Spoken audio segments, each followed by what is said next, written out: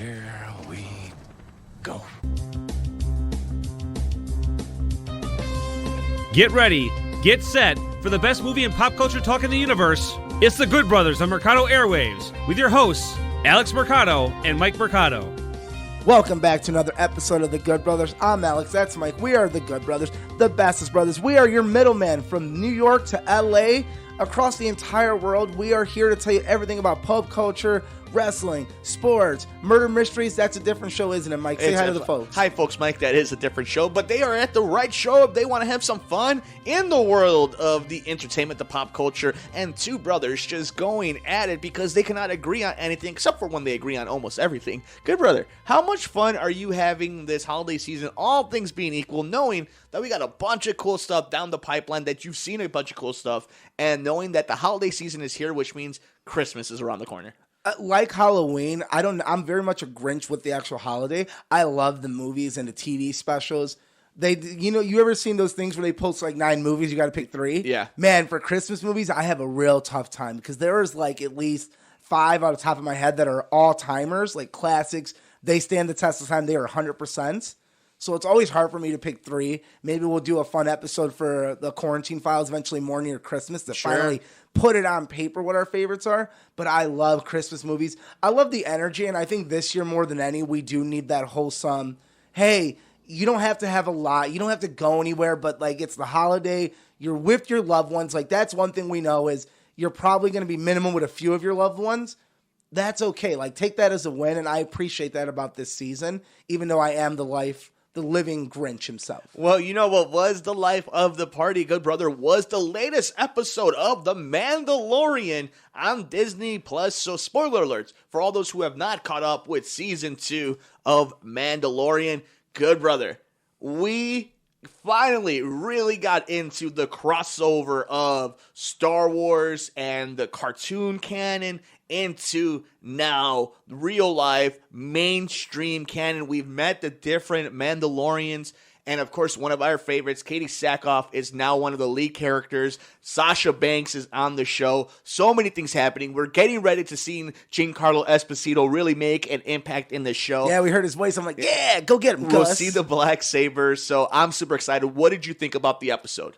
It is one of my favorite episodes of the entire series. It's funny because Bryce Dallas Howard I like both her episodes. Both her episodes are my top 3. I think the one where they do the prison escape in season 1 is probably my number 2. This might be my number 1 this week's, but the one where they have to protect the small village, those are 2 of my favorite. That's Bryce Dallas Howard. I love the homage she gives to her father when the spaceship is crashing. She does the exact same sequence as in Apollo 13. Her father, Ron Howard. I think she's really coming into her own. I think she's really catching.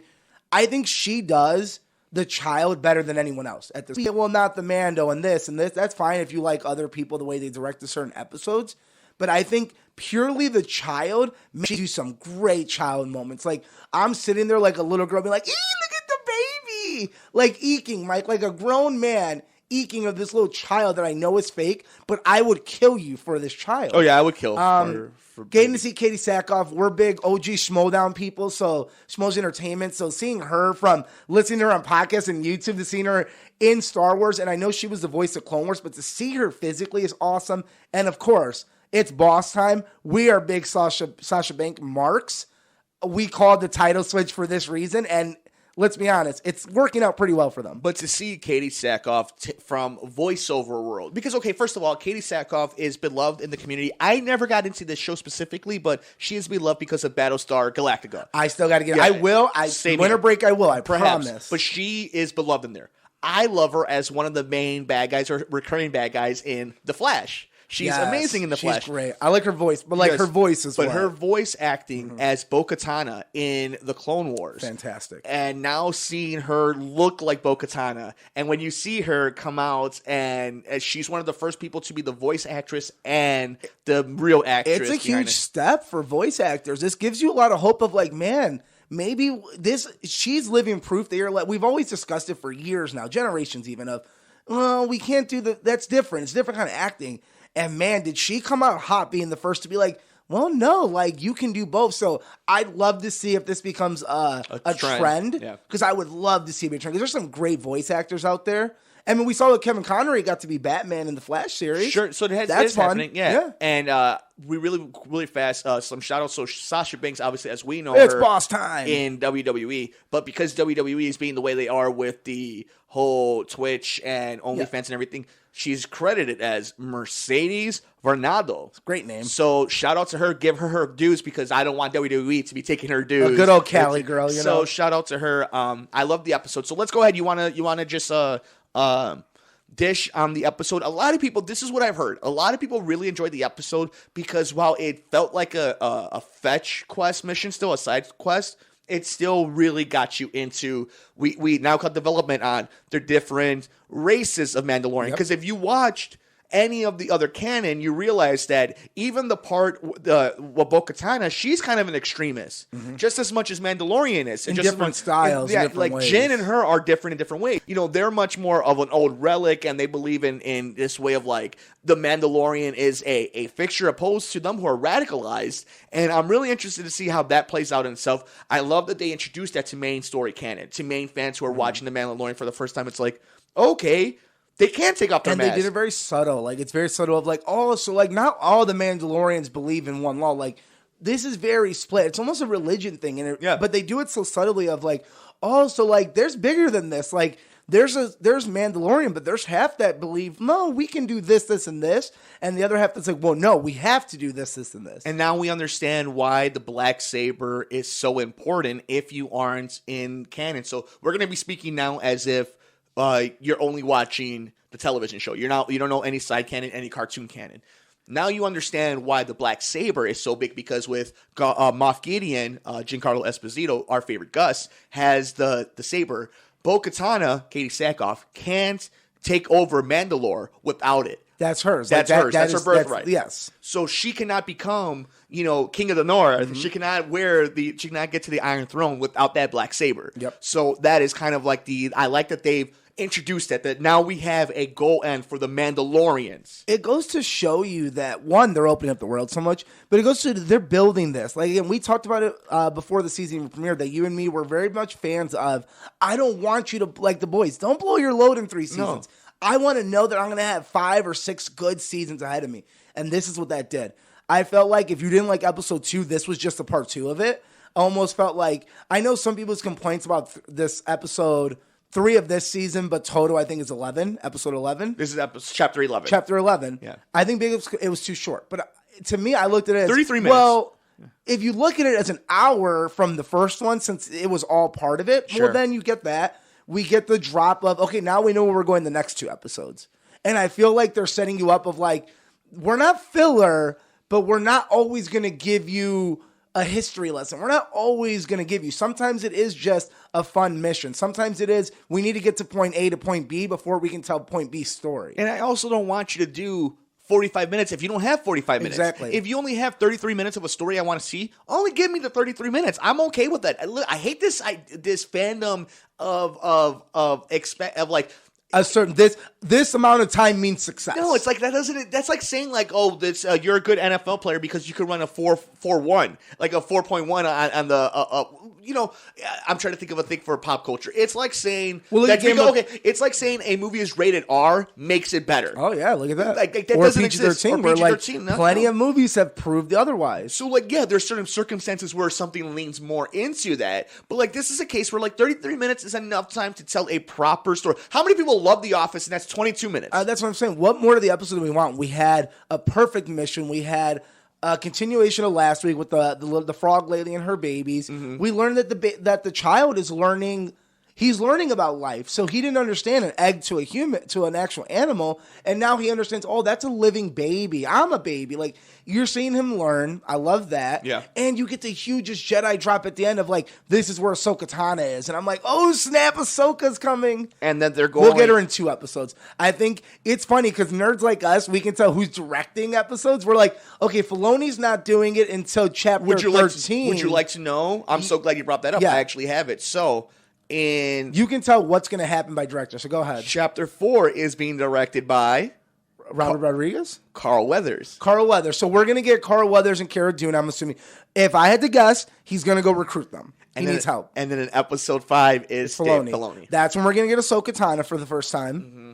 And then I know Robert Rodriguez is going to get one. I can get you the rest of the list. Yeah, give me the rest of the list. But I think for nerds like us, it kind of helps us to determine, okay, this is where we're going to go with certain episodes. Oh, they haven't announced, at least it hasn't been announced. Well, who's doing which ones yet? So all it says is TBA. Okay. So we're going to have, all they have said for sure, this is how funny Wikipedia is.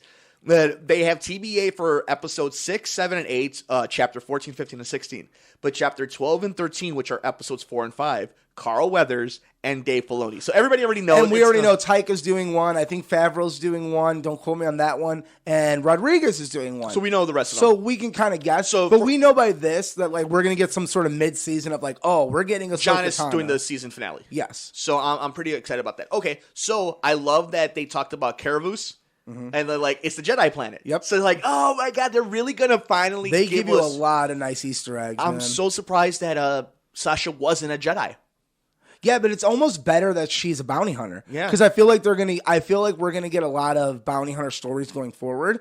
Because now you have a Jedi story, now you have a bounty hunter story. You still know where this world is gonna lead.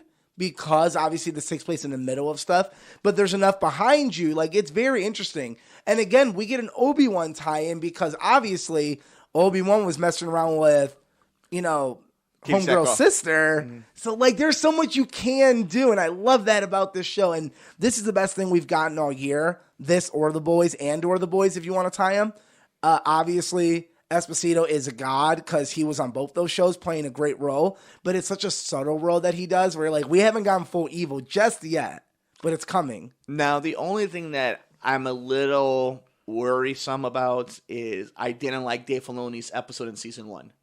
That was the gunslinger episode where he meets the other bounty hunter that tries to be Harrison That's Ford. the weakest episode, I would say, but even I would still say it was a very good episode. I understand that people really don't like that. I think it's more with the acting than the actual story. Yeah, I didn't like the Han Solo ripoff and like how they just did it. I like how it should have ended, did it where Han Solo comes in and shoots him instead. Yeah, it's like, you're in my booth. Yeah, no, that, yeah, okay. I watched it again recently because I rewatched the series. I don't hate it. I really don't. If you can get past the, hey, man, though, like, you really, it's fine. I like the AT-AT, the AT-AT being used as a crane. Yeah, I love it. I think like it's just so cool because like the Star Wars world. I like how even the fish are wearing fisherman sweaters. Like that's funny. Nettings, yeah, like and that's there's fun. a whole planet of them because like that's also what's really cool about watching this series grow. And I want to see how Deborah Chow does it with Obi-Wan, even though that's probably just going to be on Tatooine. But I want to see how like every creature we've seen in Star Wars. They come from somewhere. Yeah, and that's fun. Like, they'll find this random alien from the original trilogy and be like, oh, we're going to make a people out of that. And like Salacious Crumb. You know, we see him cooking in the first episode of the entire series. So with that, how are you enjoying Mando Season 2? I love it. I want to see more with, I want to see more with the Crime Syndicate because in this episode, we do hear someone talking the language Jabba talks. The Hutts. So, you know me, I love Solo, and I'm like so into seeing that old room when we were younger, Martin Scorsese doing a Hutt movie. Yeah. Man, that's something I want. I want to see the crime mafioso syndicate of the Star Wars universe run by Jabba do Baba. I love this season. I love everything they're giving us. I'm hooked on it. Every time the child comes up, we're getting just enough of him. He's still adorable. I love that they let us see him walk and move around because it makes you endear him even more because he's a living creature. He's not CGI. I also think that the stiffness of Baby Yoda, that he doesn't walk so smoothly or that it doesn't look like it kind of looks like he's a little doll moving, makes me even love him more because it's not just a CGI character. There's an actual doll on set. I love, man. Like I think to me that's what makes it so cute. Is because that's an actual thing. It's not a CGI Baby Yoda. It's a puppet. It's an actual living it walks. thing. It moves. And even the way it does, that it's a little janky. I like it. Yeah, and it's like when he's eating the little spiders and like he gets scared. Oh, I love the ending. Don't play with your food. Yeah, don't play with your food. And then it turns around and it's gone. I love that he... their relationship is just... That's what I'm saying. I think Bryce Dallas Howard does the best relationship with them too. Yep. Like... Some of the best moments we get from him and the kid have been her 2 episodes. Yeah, the child and Mando have this great relationship. And, you know, I wonder... I heard Kevin Smith talk about this on his podcast, that Disney obviously makes characters because they want to make money, right? Obviously.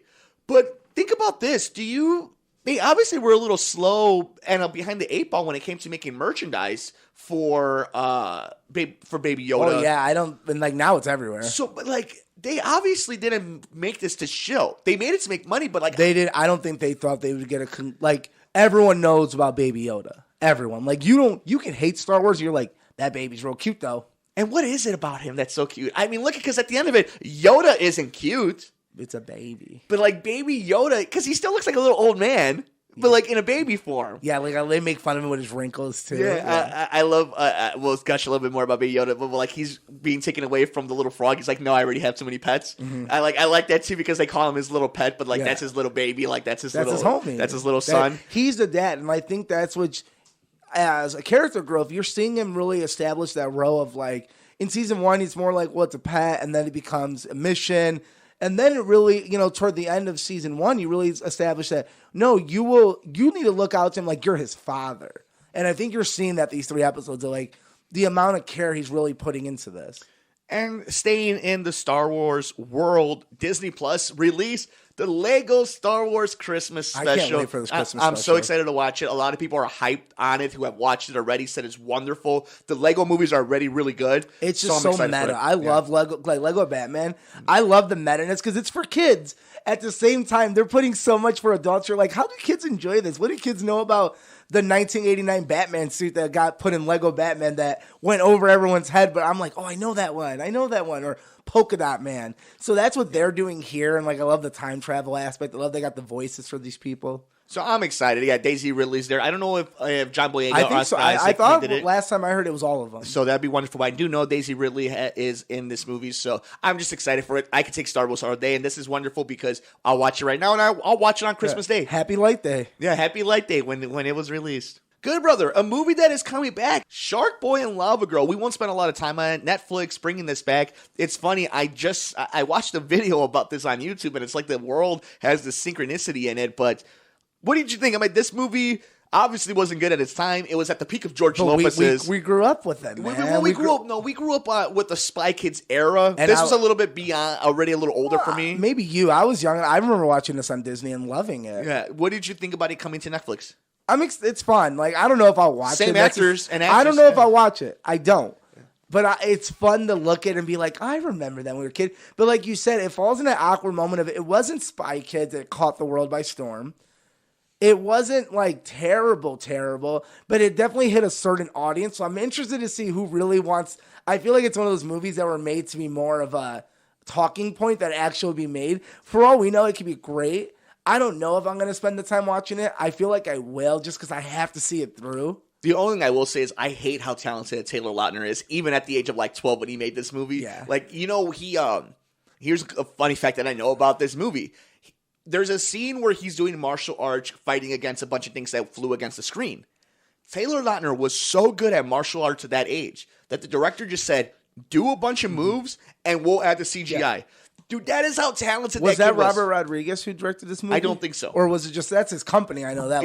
That was his property. I think his property was it. But that's how talented that kid was. Who doesn't love a good George Lopez? Oh, no, he's horrible in that movie. He's great. He's the best. It was directed by Robert Rodriguez. That's what I thought. I knew he had something to be involved in. Yeah, I didn't know Studios was also if he truly directed it. I like Robert Rodriguez, especially being at the time we were young Hispanic kids. So Spy Kids spoke to us. We're like, hey, those guys look like us, kind of. I know Antonio Banderas. I know Machete. I grew up with these actors. I know all these guys. So I do hold Spy Kids 1 holds a real special place in my heart. I love me, and we saw Spy Kids 3D in the movies.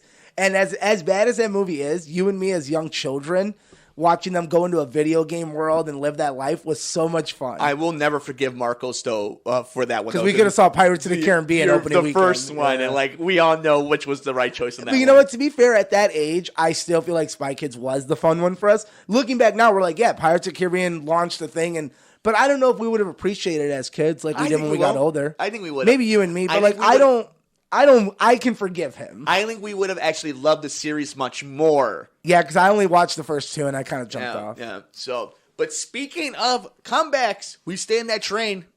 The Fresh Prince of Bel-Air. Well, we only got a trailer for this, right? It's only a reunion. It's a reunion episode. Man, remember when we talked about the Friends one that never happened that they paid for? That still hasn't happened. I love this one. I love that teaser that they gave out. I just love all the feels about it. I guess because I follow Will Smith on all his socials because I think he's hilarious. I've seen so many behind the things. Like, he's been teasing this reunion with the actress that played Aunt Viv. I just want to see it at this point.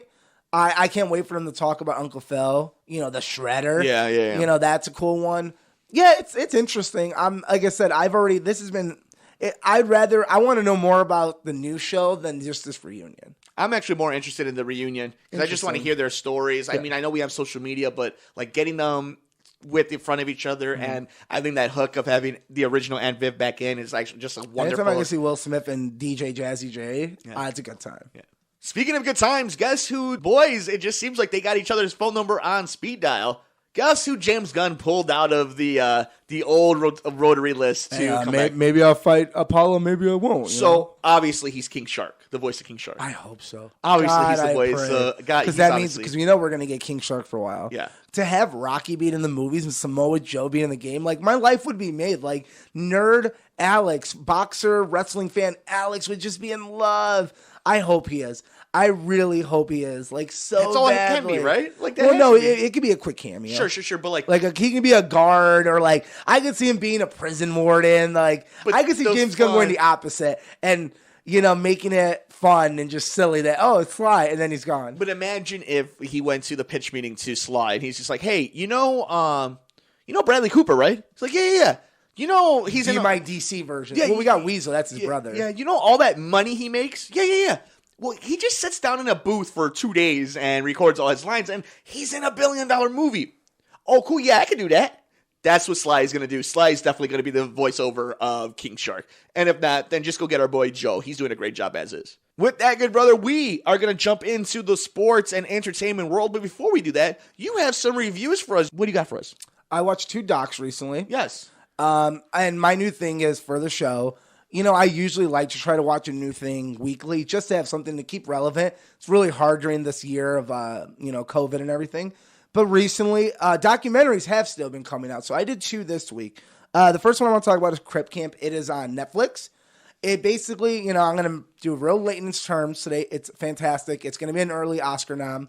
It basically talks about this camp for, in words they use, crippled children. It's very blunt. It's a camp that was very progressive at the time. It wasn't a normal camp because at the time when parents would send their paraplegic children or any sort of sick children away, they would go to these very disturbing hospitals and it was more of like a camp, like a babysitting thing for the summer for the parents. When this camp they call it Krypton Camp, it was more of a 70s hippie movement. It was their Woodstock, and to hear them talk about it and tell these stories is not only hilarious, but it's beautiful, it's inspiring. But then to see where the movie takes a turn talking about the civil rights movement and what they were going through during this. It wasn't a color thing. You had to think these people were not only dealing with racial division, men and women division. They were dealing with the fact that no one really understood they say it best, what to do with them. And I think that almost made me cry to think, man, they don't know what to do with them. They're people. Mm-hmm. But like we live in 2020 where like they can do whatever they want. They're a normal human being. But at the time, the way they talked about these poor children, honestly, these poor adults, not even like younger than us, right, having to fight for their right to live alone, to have a car, to work, to be wheelchair accessible. Can you imagine a place not being wheelchair accessible anymore? That was the whole world to them. And it was beautiful to see where they end up. And obviously it's very sad because a lot of these people with diseases don't make it to the end of the doc, but the ones that do tell beautiful stories. I think this is my early favorite. I know there's a lot coming out. I'm going to do one a week to narrow down those 5 documentaries that will truly make the Oscar list. But man, this one was beautiful. 10 out of 10, Krypton Camp on Netflix. And the second one? Second one is called Showbiz Kids. This one was written by Alex Winter. He is famous for Bill and Ted. He is not Keanu Reeves. I'm not a big Bill and Ted fan myself personally. I do enjoy the first one though. This is his one of his documentary directorial debuts.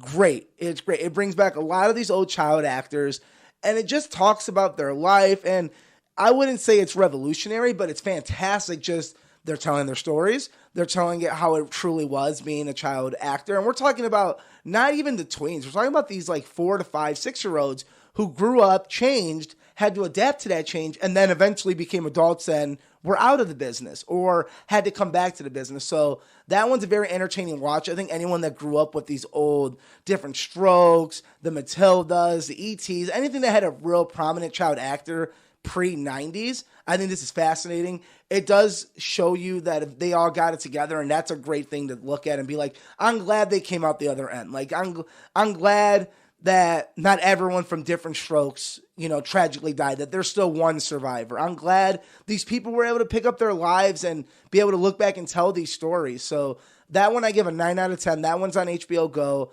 Alex Winter's directorial debut. He does a great job. I'm excited to see what else he does as a director, producer, writer.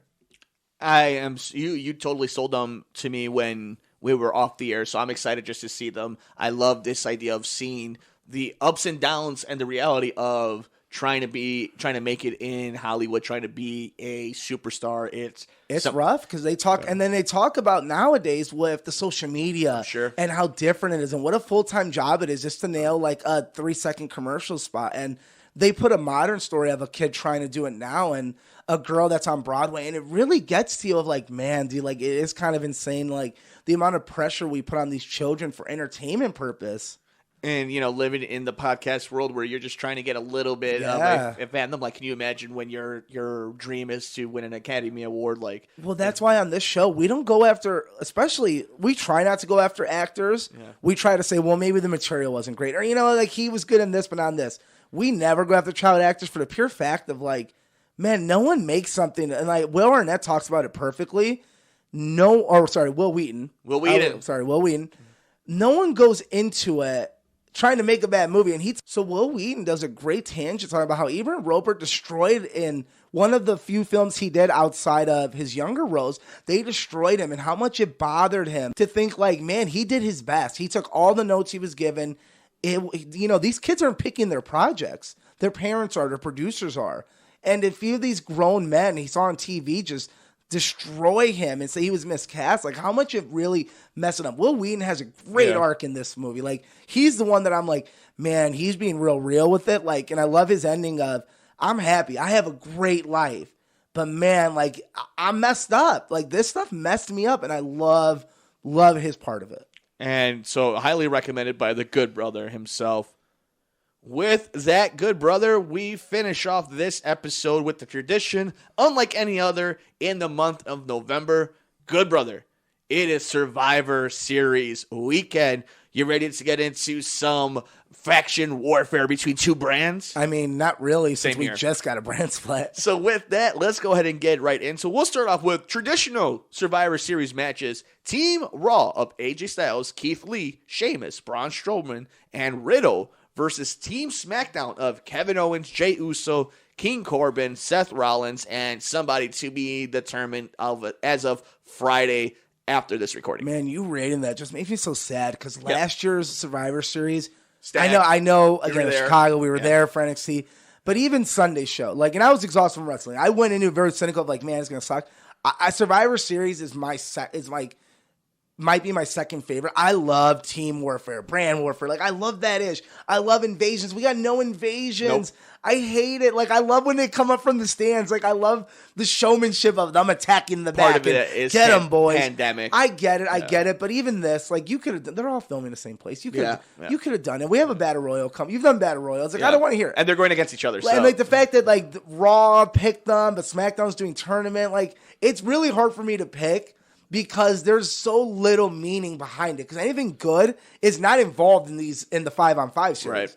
Everything good's outside of that. So if I had to pick Raw?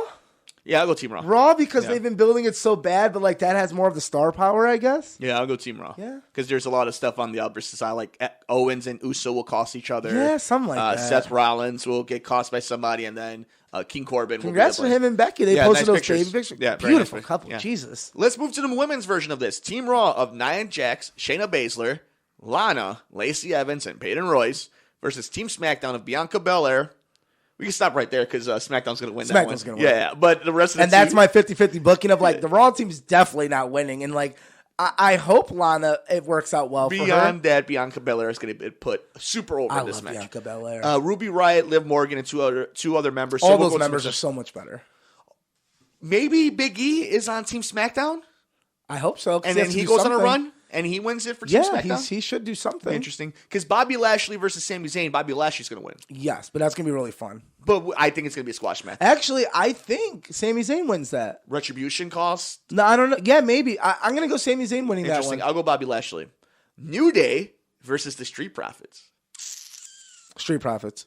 I'll go New Day. Okay. Yeah, That one's hard. Again, these are hard. These are more fun, but that one's a tough one. Asuka versus Sasha Banks. Asuka, because Bailey cost her. Yeah, because Sasha Banks has. I think Carmella cost her. Carmella. Yeah, sorry. Yeah. Carmella Bordeaux. Yeah. How about this one? Drew McIntyre, who won the championship back on Raw, versus Roman Reigns. Champion versus champion. Super fun one. I think it's an easy answer. I think no decision. I think Roman Reigns wins. I think no decision because of the Fiend or Miz or someone. Gets Everybody's involved. getting involved in this. Yeah, match. so I don't think we get a decision. Or if we do, it's going to be really shitty and you can flip a coin of who actually gets a pin. Tell me what they Actually, do. no. Now that Drew's a champion, yeah, the Fiend's going to cost him it, Yeah. or Alexa. So, like, Roman will win, but, like, it's going to be a screwy finish. But, yeah, I'm going to go with, you know what? You convinced me. I'm going to go Roman winning for the pure fact of we're going to set up Fiend going forward, I think. But there will be a Fiend appearance. There has to be. And, like, Miz, maybe. Yeah, I can see Miz cashing in and winning. Yeah, maybe. I don't know if they're willing Or are to you going to take save off it? on- yeah. Because the whole rumor is, are they going to count it as a year from Money in the Bank? Or are they counting a year from when Miz got the Money in the Bank? Oh, I don't know. That's a Like great kind of question. erasing Otis's thing and being like, well, we can count it from now. There's rumor of like, well, what if Money in the Bank comes around and now we have 2 Money in the Banks? That'd be interesting. I don't know, 2 titles, so that'd be very interesting. But what I find just as interesting, what are they going to do with The Undertaker? Man, that's tough. There's rumors they might finally do that Cena match they've been waiting for. The Fiend rumors. There are rumors he might retire.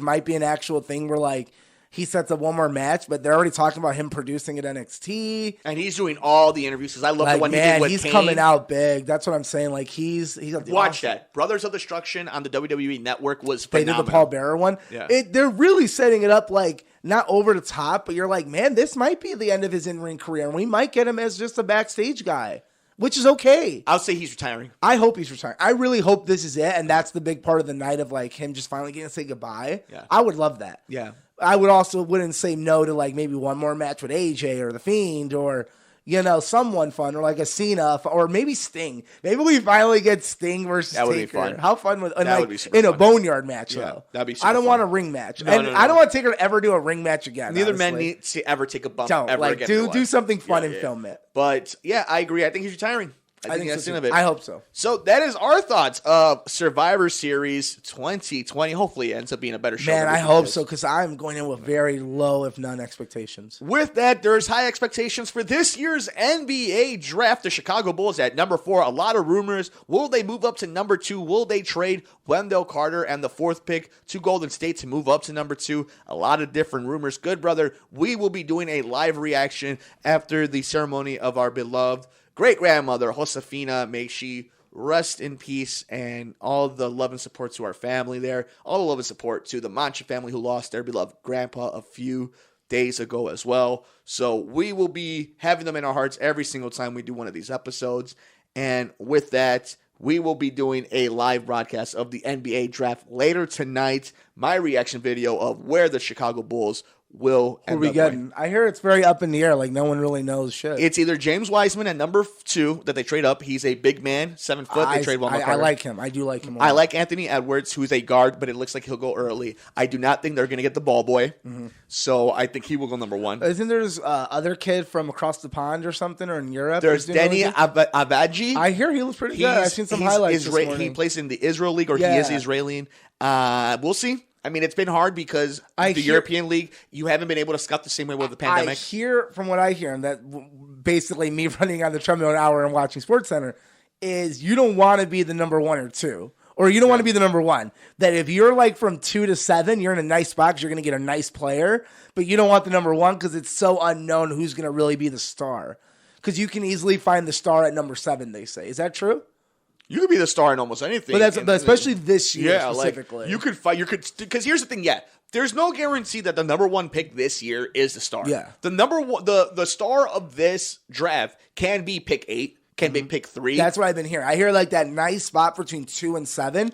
Like there's a star in there, maybe a few, but like you just don't want to be one because that's a lot of pressure. And it depends on what's going on, who makes a move. Will James Harden end up in Brooklyn? Will he end up in Philadelphia? How does that change up for anybody? Will Russell Westbrook end up somewhere else? What are the Nets going to do? What are the Bulls going to do? We find out that Chris Paul is now a Phoenix Sun. Like there's a bunch, and the Oklahoma City Thunder have everybody's draft picks. So there's a bunch of stuff going on right now that is up in the air, and I think the right teams in the right markets are going to be in good position. So we'll have our reactions on that. NBA is so cool about that because it's a worldwide sport now. We're like, man, it ain't just the college kids. It's a fresh 18-year-old. Or it could be some kid like the Balls who went to play in Europe or, any other Japan, Israel, anything. And, like, I find that so cool about basketball recently. Is I'm like, that's cool. Like, you're looking at this top 10, and only, like, 6 of them came from college. And there's these 4 superstars that went to Europe and play. So, and for a lot of inside hoopers, for a lot of basketball heads, it's not the most exciting of drafts because there isn't the number one. There isn't. You got the quiet ball too. You didn't even get the loud ones. You got the quietest one. And like there isn't the generational guy that we all can see coming. That's in this one. Rose. Yeah, there's no Derrick Rose. There's no LeBron.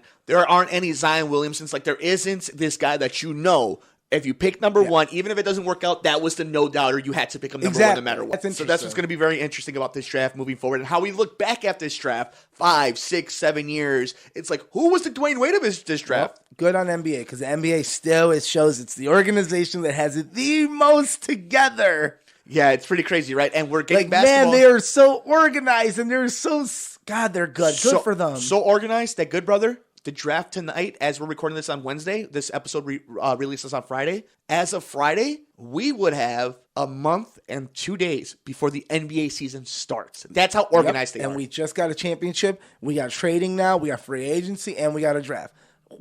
Again, pay attention to other sports leagues. It's.